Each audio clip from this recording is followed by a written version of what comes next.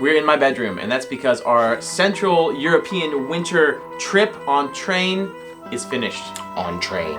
So today we're going to share with you guys some tips and advice to how to make the most of your YouTube. Beep. Hello everyone, we're back in my bedroom in California, and that means one thing. We finished our Central European rail trip, and today we're going to share with you guys some tips and our advice on how to make the most of your Eurail pass. Or Interrail pass if you're European. That too.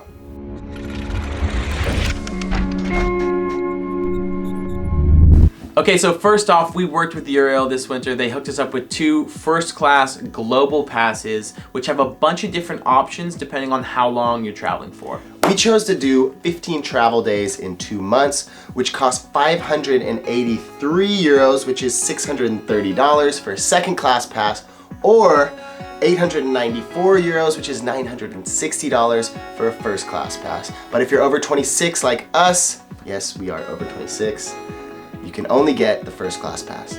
Now, some people complain that the Eurail pass doesn't save them money, but usually this is because they didn't get the right pass or they didn't know how to take advantage of it, which is why we're taking your questions for this video today. First question is from Instagram. Erica Heron writes, what are the advantages to buying a Eurail pass? Is it best when traveling to multiple countries or within 1 or 2 countries? I think the key is long distances. The advantages kick in when you travel long distances. We went 5,000 kilometers in 14 days of travel. For us, it would have been way more expensive to buy each individual ticket.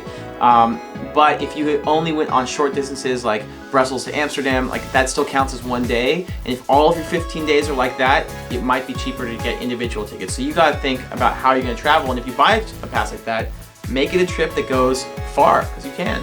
Okay, Jamaral17 on Instagram asks, what countries does it connect to? Alright guys, the global pass is going to let you go to 28 countries, which is pretty much all of the European Union, including the Nordic countries, Ireland and Turkey, but excluding the UK and Albania.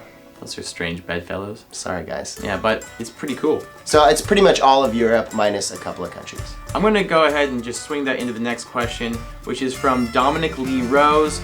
Top 5 countries to see with the pass. Well, we're biased. We love Spain. We love the Basque Country. You can use it there. But I really enjoyed Austria and Switzerland. The Alps by rail is incredible. You got a lot of things to see out the window. It's definitely a cool place.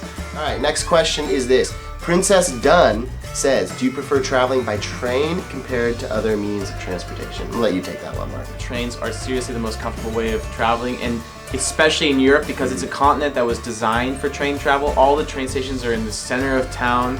That people always say like, oh, it's faster by airplane. But it's not really true. You have like, even a 1 hour flight's gonna be like 4 hours by the time you get to the airport. 2 hours early at the airport. It's like 4 or 5 hours. Yeah. And the cheap tickets often go away when you gotta check your baggages. Train travel baggage is free. You don't charge anything for that. Susie Poo! Susie Poo. Would you consider traveling by train the easiest way to get around continental Europe? I'm gonna answer this in one word. Yes. I'm gonna answer this in one. It's more than one. Pedantic. Yes, it's the easiest way and definitely one of the most comfortable. Sorry for speaking like this, but this will be the way I speak for the next 2 to 3 weeks. Next question, Topher18 says, are there any additional fees that don't come with the actual ticket, such as seat reservation fees? There are, but you can avoid them. We actually only paid it once, and that was going from Paris to Berlin. Overnight trains cost money, but you get a bed, and high-speed trains also require reservations, but you can avoid those even and take regional trains, which are slower, they stop in more places, but they can also be a good way to see the countryside. If you're not in a rush, taking the slow train is preferable.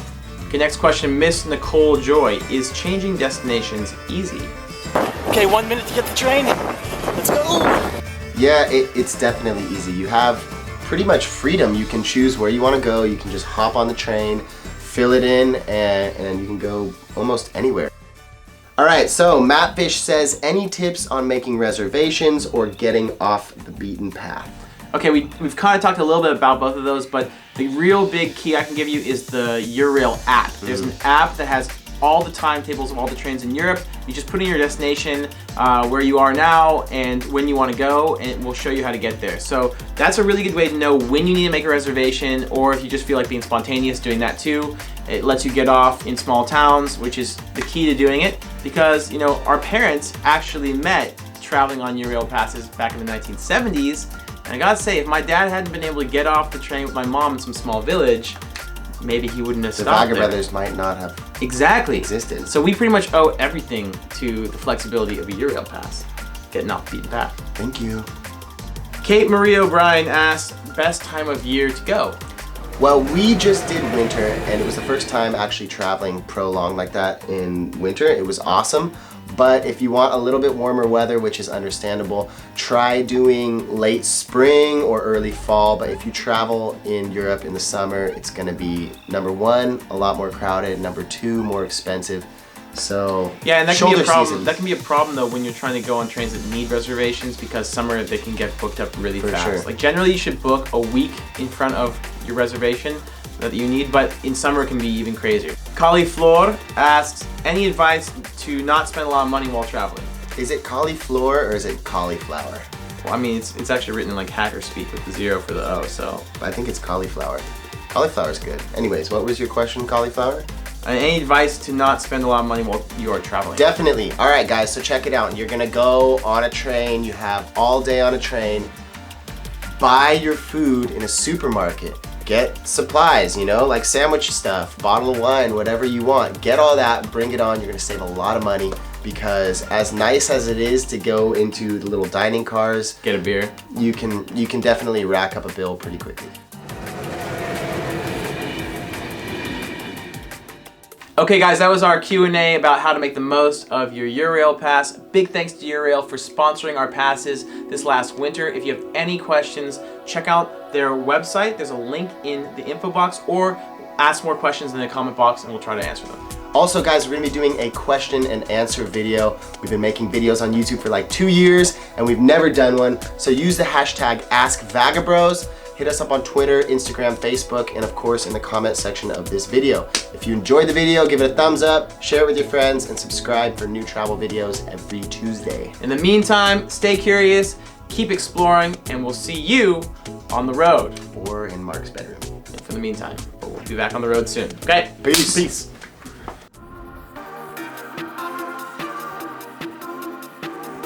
Okay, 1 minute to get the train. Let's go. I'm stoked. Let's do it. All right, let's go check it out. I made that bad joke. Check it out.